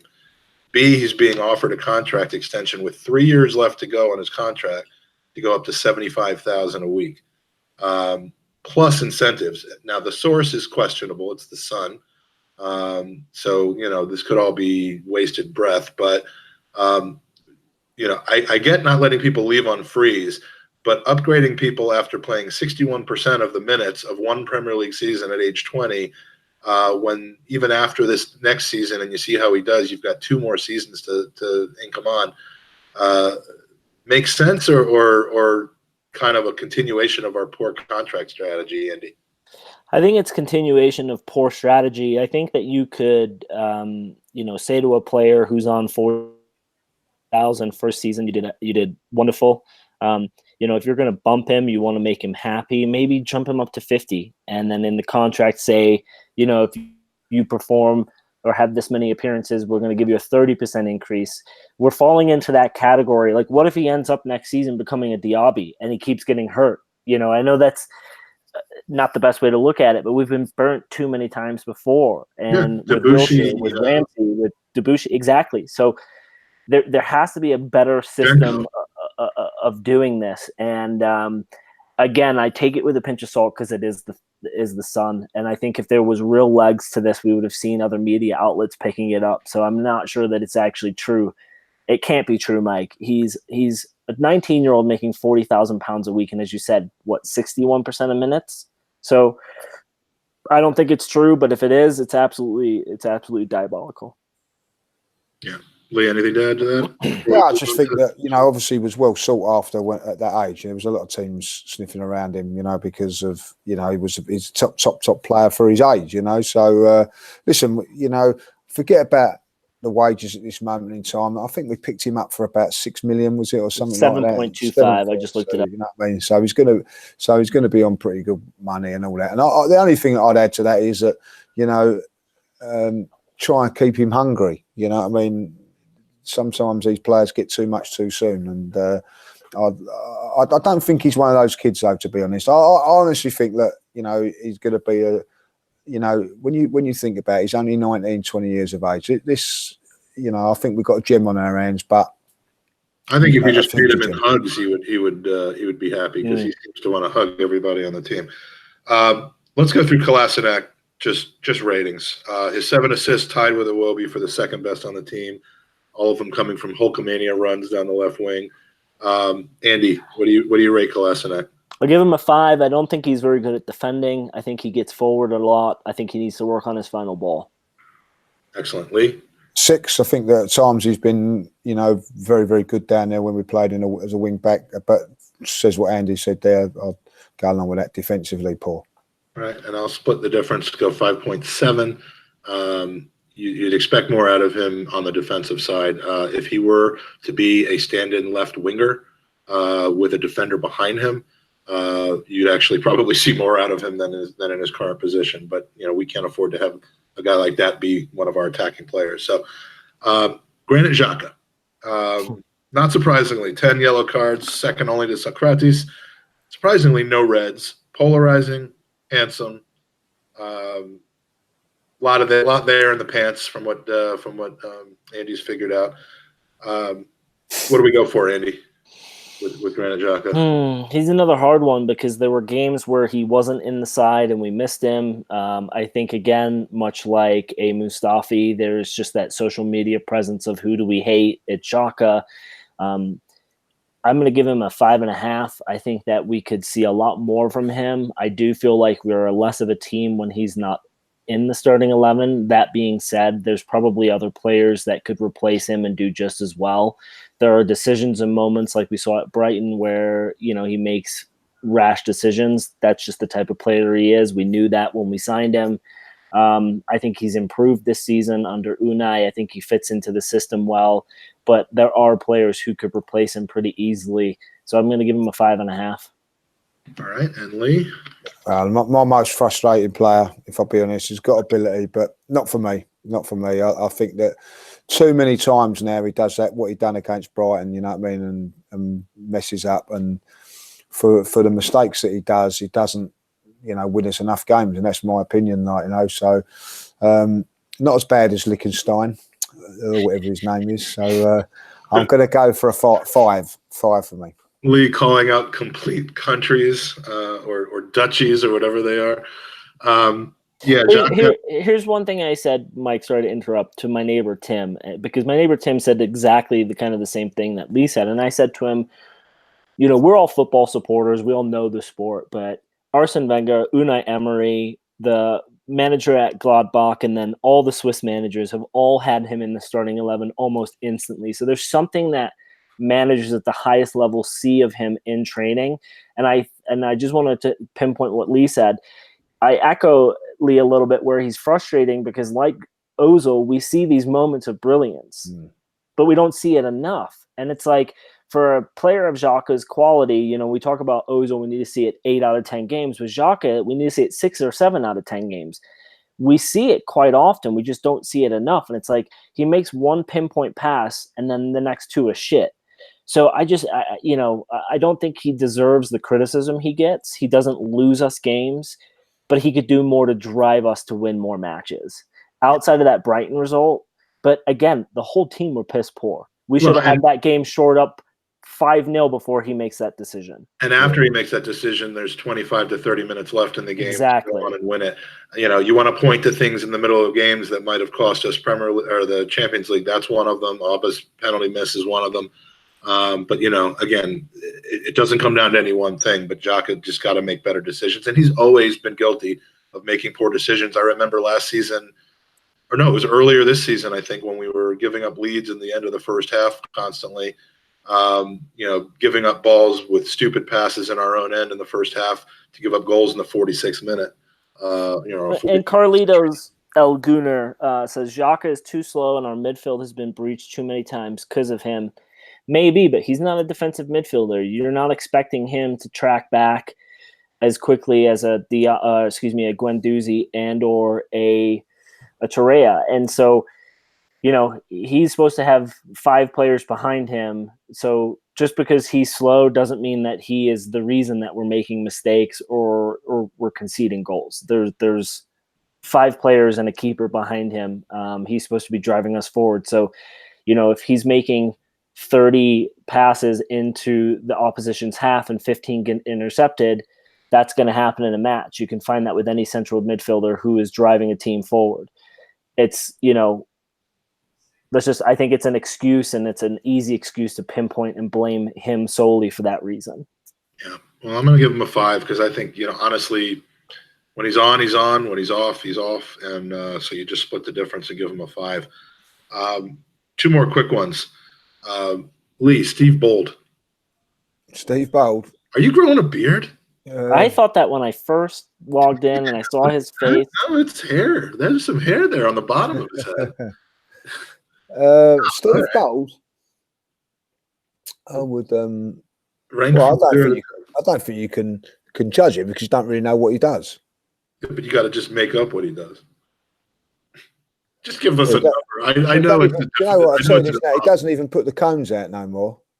Last year he put the cones out. He doesn't do that now. He's got the. So that's -2 just for that. Yeah, 4 out of 10. So here's a question that I had, Mike. Maybe that you're better suited to answer this question. We have financial fair play for players.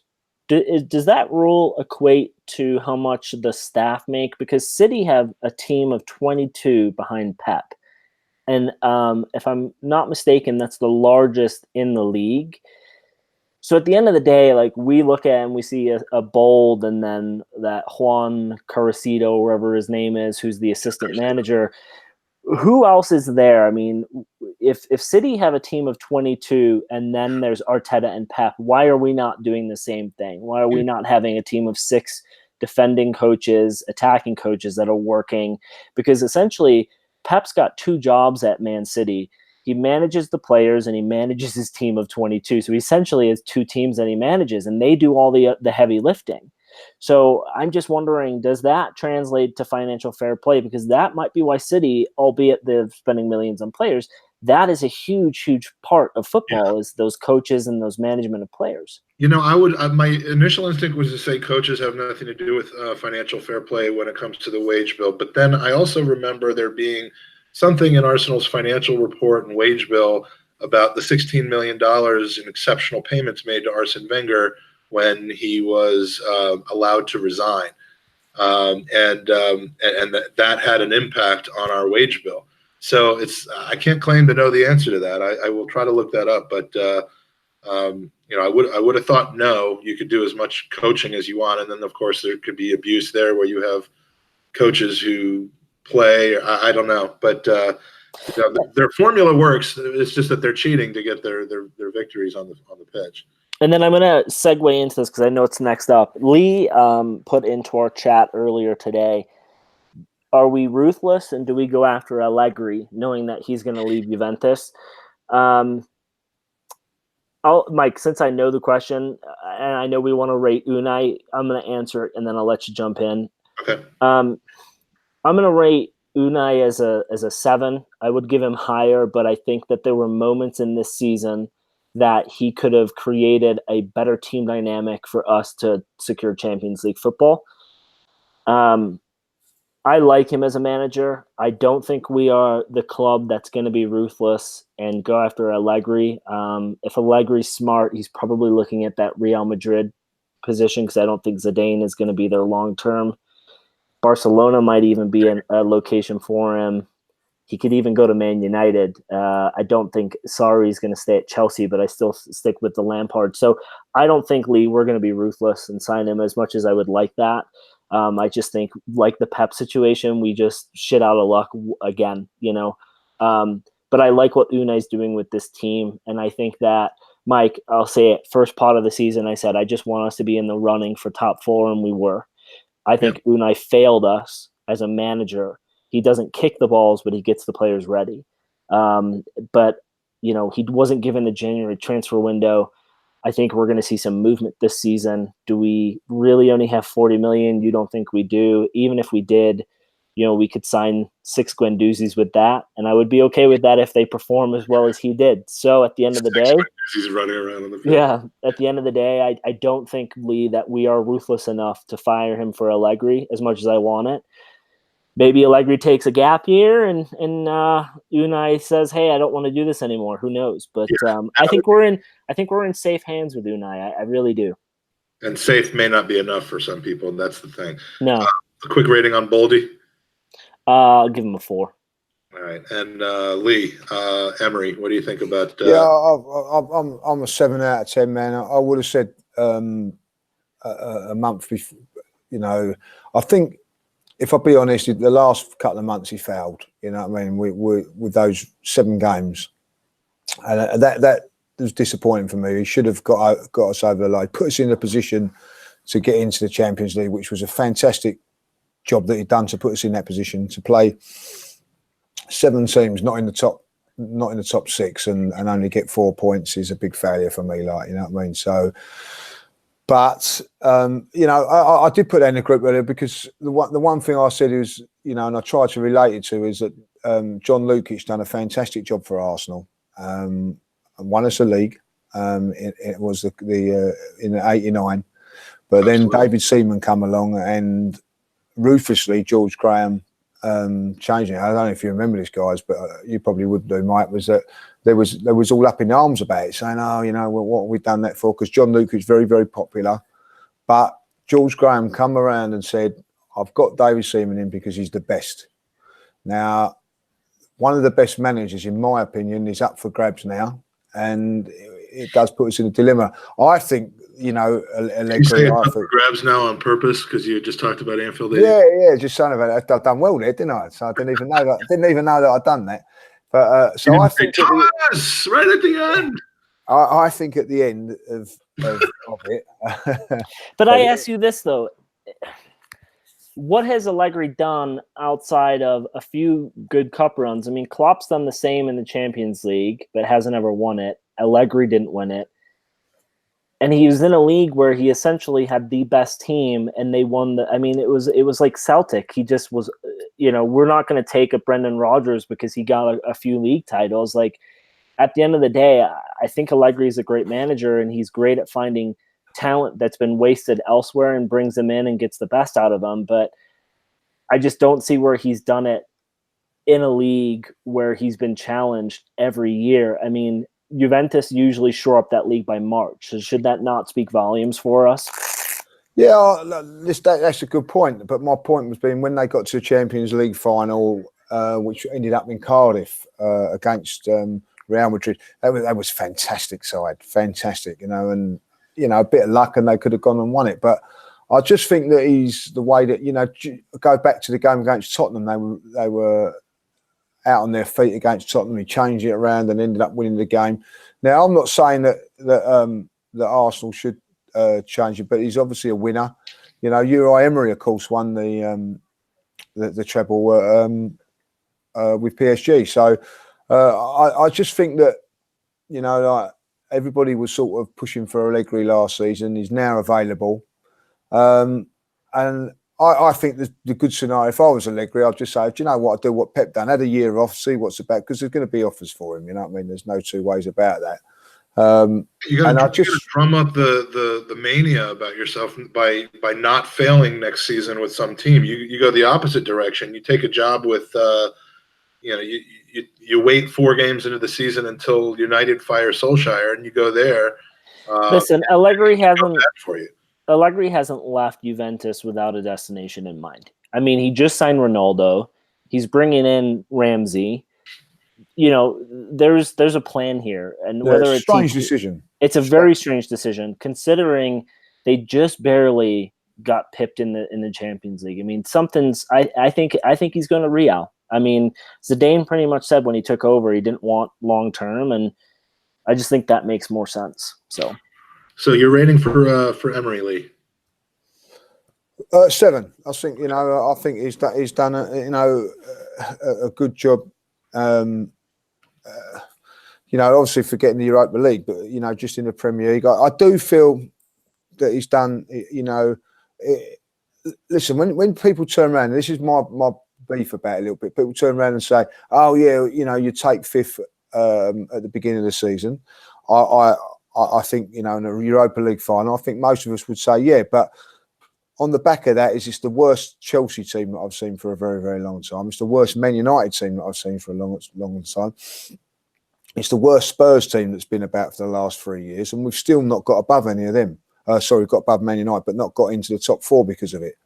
So I feel that there's a slight bit of failure on it, and the reason being those last 7 games. You know what I mean? We couldn't, get enough points, and for me, I'd love to be able to say, yeah, give him, because I've loved some of the things that he's done, Mike. I love the way that he's changed around teams. You know what I mean? Like 2-1 down against Spurs, look dead and buried, and all of a sudden we've turned around and he turned it around and got a 4-2 win. So I do think at times he's done well, but I remember watching that game in Milan actually with Joey Murphy. We had just checked into the hotel and that game was on, and there was an Italian guy going absolutely crazy when they came back. It was beautiful to watch. So I just think that I feel that he deserves another go. I do believe that, but I also believe, Mike, that he's got to be backed. If he's not going to be backed, it's all like saying, "Oh, we're getting." Someone said on the chat earlier on, "Oh, yeah, Allegri won't come because he's not going to be backed in the transfer market." Well, you know, then what is Emery doing? Emery's got to be backed. Yeah, I mean that's the thing. People say, "Oh, you would just assume Pep would have come a few years ago if Arsene had stepped down." But would he have come knowing that he, wasn't going to get oil money and silly money and cheating money? No, he wouldn't have. Yeah. Because at the end of the day, listen, Pep Guardiola has done a fair amount of business with what he's been given. He's improved players that were already at City. But let's not forget, these players cost City a lot of money at a time where, if you go back and look at the transfer market, they were still overpaying the odds. So these players were still good players, and Pep's never at a level proven that he can manage. I mean, he's gone from fucking Barcelona to Bayern to City, and he spent hundreds of millions at each place. It's incredible at Barca B. Exactly. Allegri, albeit it's in the Italian league, but he's invested a lot of money into that squad. Where did he manage before Juve? I think he was at Milan, AC Milan. Was it? Okay. And there's talk that he might be returning to them, with their whole big shift and change, but who knows? But all I'm saying is that if you look at the available managers last season for who could come in and do work with a small budget, then I think we got the best man. When you look at, Fredo put in the comment that he heard an Arscast that the Cronkies are unsure of what the transfer budget's going to be this summer. Well, of course they are, because they don't know whether or not we have Champions League money or if we have Europa League money. So they're unsure now. They probably won't be in, I don't know, 2 weeks. Yeah. So at the end of the day, it's like we just gotta be patient. And I know the window just opened, but patience, my friends. Yeah. I'm gonna give Emery a 7.6. I think I think he did well under the circumstances. Could he have done better? Absolutely. And you got to wonder what his role in those players just not being prepared for the last 6 weeks of the season was. Let's see next year when he's really got when he hopefully will have had an opportunity to upgrade the squad and upgrade it generously and see who he's ready to get rid of, and whether he's taking prisoners or whether he's a little too loyal to some people that don't deserve to be there, which is a problem we've had in the past. I give Steve Bold a 2. I don't think our team would have done any better or worse or the same if he wasn't in his position or whether he was. It's completely indifferent. This has been my favorite chat of all the pods that we've done since we started doing it on YouTube, Andy. We got Matt Walker, who puts the pod on in the bedroom, says it makes him hard, but his girlfriend hates it. We have Grant, who's fornicating regularly with the pod in the back. And he points to your voice, Lee, as being the natural aphrodisiac. Oh, terrific. Shut up, Adam. Yeah. And then, of course, as we know, both of Mike Hernandez's kids, even though one of them was born before we started doing the pod, we know both of them were conceived listening to the podcast. So good time to mention that we are also frequently available on Pornhub.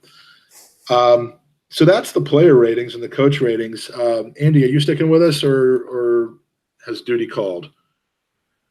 Duty has called. Andy mentioned to me that he had to take a work phone call. So, Lee, do you have another 10 minutes or so? There's one no problem. There's one topic I want to go over. Everything else I'm going to push to next week. We do have a pod next week, but I'm going to push it there. But Henrikh Mkhitaryan and this whole Europa League final thing. I haven't spoken to you personally about this yet, so I'm interested in your reaction. Obviously, I tend to be pretty outspoken when it comes to things like racism and anti-Semitism and homophobia, and anything that leaves people out in football or in life in general. I am against. I don't hide that. Call me a snowflake, whatever you want. That's what I am. I'm just a huge snowflake. But in this situation, we have a country that has been awarded the Europa League final, a country that has in their government charter or their official government statements denies the right to exist of a neighboring country, of a people, has a mayor of Baku who 13 years ago said in Germany, hey, you guys know from the Nazis what we're trying to do here, right? Or thereabouts. And it just seems unbelievable to me. So I posted a poll on Twitter, on the Arsenal America Supporters Club Facebook group, and on the Arsenal Away Boys Facebook group, which is mostly some pretty hardcore home and away traveling people from in the London or England area. The poll was, if Arsenal decided that given the inability to ensure Mkhitaryan's safety in Baku, if they decide to make a stand and fail to show up for the game in unified protest, assuming Chelsea does not join us, and therefore they win the Europa League by forfeit, assuming that nothing having to do with Man City and financial fair play would have us coming in the back door of the Champions League, even though that wouldn't even go into effect for a couple of years, and we basically automatically stay in the Europa League next year instead of having a chance to win the game and go in the Champions League. Do you support Arsenal in that, or do you feel critical of Arsenal in that? Well, before I give the results of the polls, Lee, tell me if I'll be honest, if we didn't turn up, I don't think they'd put us in the Europa League next season either. I think there'd be, be massive consequences from that. The fact of the matter is, and this is my argument about things like that, if they can't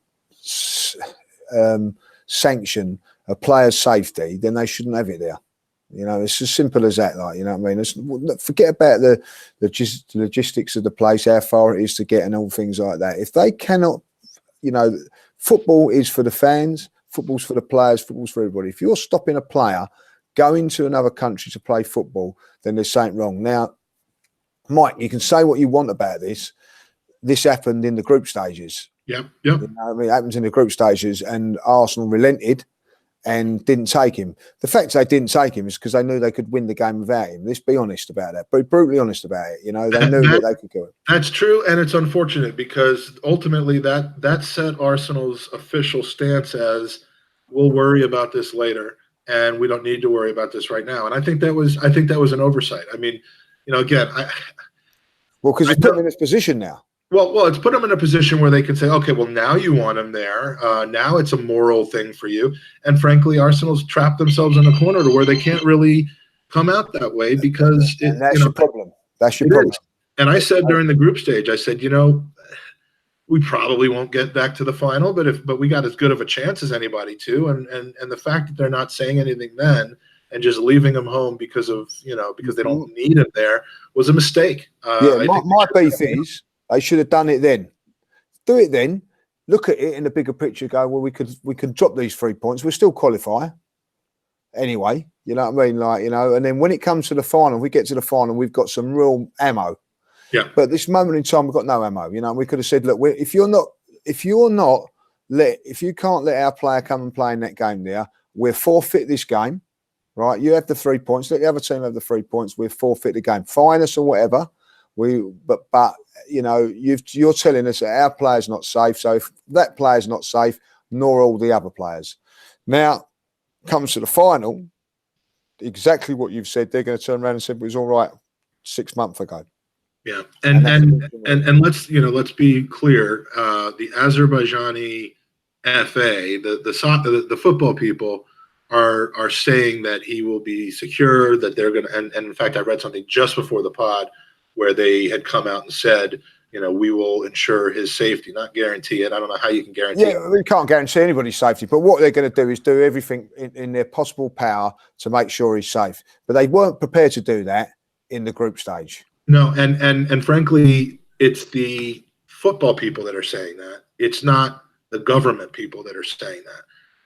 And I, as far as I know, the government has other than saying, we'll give an exception visa for him to come if he wants to, they haven't done anything to raise the expectations that, that he'll be a protected person there in the same way that any of the other players would be. So, to me, just with the official stance of it's diabolical that they got the game in the first place. But I do agree. I'm torn because can it be too late to make a moral stand? I don't think it can ever be too late to do it, but I think Arsenal has not helped themselves by, and frankly, they're not really making a stink about it. They're making a bigger stink about the travel for the supporters, which is another completely justifiable stance to take.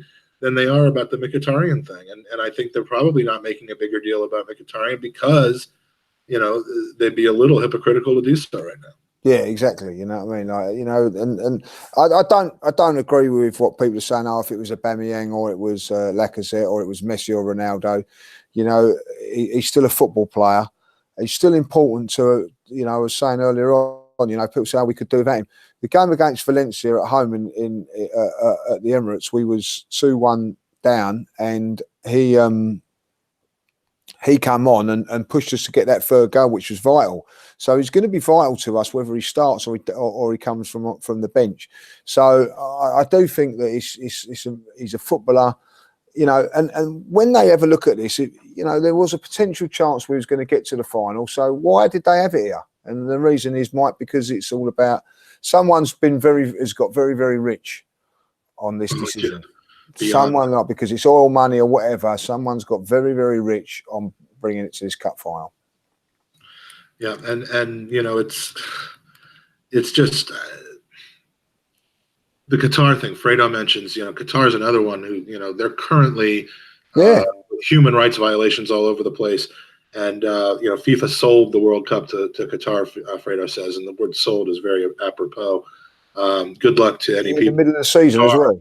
Yeah, and good luck to anyone that thinks that they want to travel to Qatar who is in the LGBTQ community, because they've basically come out and said that's not acceptable there. So, very, very strange decisions in the football world about rewarding countries with institutionalized isms. Just seems really, really odd to me. But the poll was interesting.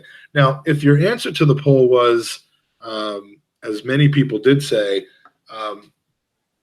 giving up Champions League is not worth Mkhitaryan. What if Mkhitaryan leaves in the summertime and we can, and he's not that good of a player anyway? You've missed the point of the poll altogether. It isn't about the player. And that's where I do say, if Azerbaijan had a ban on Gabonese people or Uruguayan people instead of, Armenian people, would you feel differently?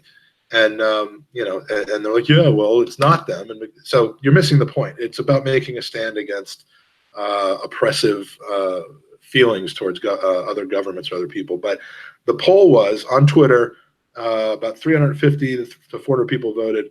67% of people would support Arsenal in making that decision. On Arsenal America, 93% of people said they would support Arsenal making that decision. And even on the kind of harder core Arsenal Away Boys Facebook group, it was 86% support.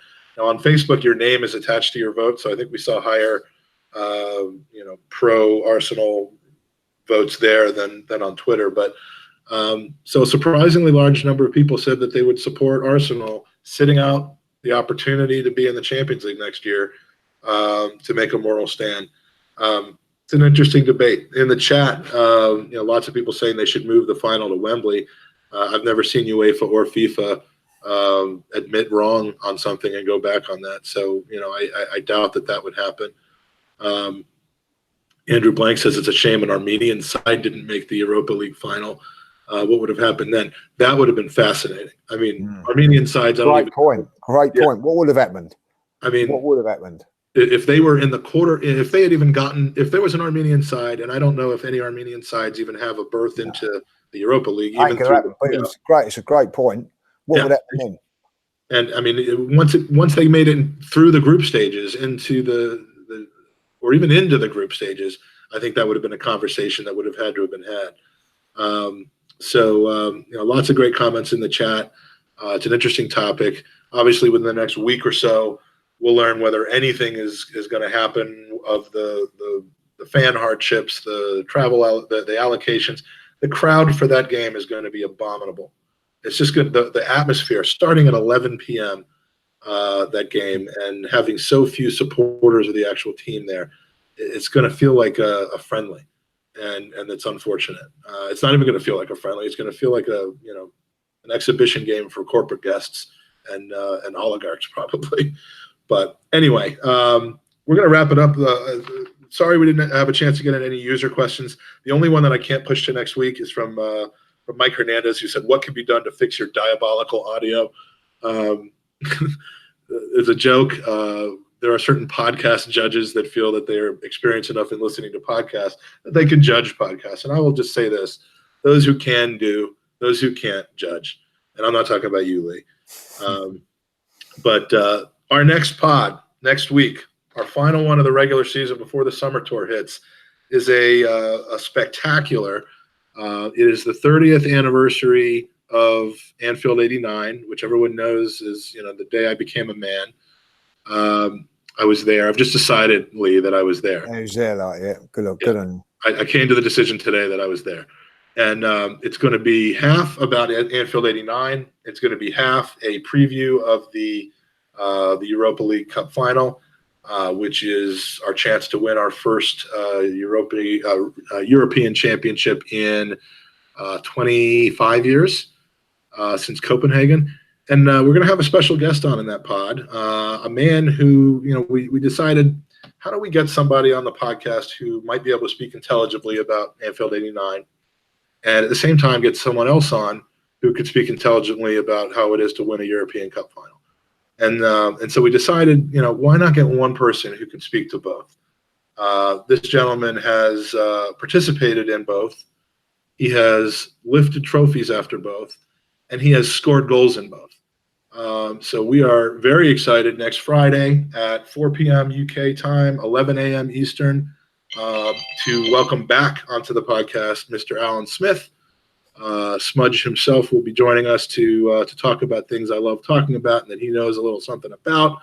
And hopefully this time we won't have the video difficulties that we had last time where you had to just stare at me and Andy listening to Alan, but hopefully he'll be on video. So I will be tweeting out about that, but we want to have a lot of user questions on that podcast. We know you guys have a lot of things you'd like to ask him. So please do send those in by tweet, by email, DM me, but we want to make sure to include a lot of you and take some time out in the schedule for that. So looking forward to that. Lee, you ever held the company of Alan Smith among the other? I've never met Alan Smith, no. So he's literally the only Arsenal player since Herbert Chapman, or Arsenal player or manager that you've never met. He's one of the few that I haven't, to be honest. So she'll listen into that because I've got his book, funny enough. So I'm just going to start reading that. Yeah, so, he was fantastic. Last time he was nice enough to hand deliver 3 books signed. Yeah, I remember you saying. Yeah, we auctioned him out for Gooners versus Cancer, which we're going to get started back up with in a couple of weeks. But just a great guy, and he's we love having him on. Yeah, he got one over me there. He got one over me there, So I gotta have something over you. I don't have the look. I don't even have the beard right now. No. So yeah, one day hopefully I'll meet him. And everybody that's met him, you included, have always said what a nice guy he is. So listen, all those sort of players of that generation, from Ian Wright, Kevin, Paul Merson, Nigel Winterburn, they've all been, when you've met them, they've all lived up to expectations, you know what I mean? And beyond. So I'd imagine that Alan would be the same as well, class individual. Looking forward to it. Yep. Another class individual. Thanks for joining us. Thank you very much. I've really enjoyed it, So thanks for going on nearly 2 hours. And there you go. Lucky no I ain't going out tonight, Yeah, and appreciate your time. Where can we find you? Or are you still? What's your closed season plan for same old Arsenal this season? Well, I think we're going to have a little bit of a break. I think we've got one more after the Europa League, and then that'll be it. Then for a little while, have a little break. Maybe do a couple of things in between. Haven't made up their minds yet what we're going to do. But it's for me like a nice little. When people turn around and say, "Oh, you're going to miss the football," and all that. I enjoy the summer. I enjoy it. Weekends where I'm not miserable because of the Arsenal. So I enjoy my weekends. And we're going to see you in July when you come over for the US tour, right? Well, I'm in Turkey, for July, that's right. which I'd already booked up. So it's going to be a bit difficult. But I've got Vegas to look forward to in September. But take a bit of cricket in now, a bit of tennis. Who doesn't love turkey, by the way? And I don't mean the food. Mkhitaryan's not a big fan of turkey either, I don't think. Is he not? Is he not? No, we'll, Mesut Ozil is apparently so. yeah, But hopefully, Istanbul, of course, is in. If we win the Europa League, hopefully against Liverpool, by the way, so in the European Super Cup, which would be nice. So Hernandez's life mission is to meet Lee. When Mike and I met in New Orleans, he asked me to touch him because he knew that I had recently been with you. He wanted some of your musk. But anyway, thanks to the chat for joining us. You've been a great chat. Lots of you. Please, we have as many thumbs up as we have people still there. So if somehow it slipped through your fingers, please give us a thumbs up. Please follow us. Please share the word. We'd love to have a huge chat for next week. And follow Lee at Lee Mark Judges or Same Old Arsenal at Same Old AFC.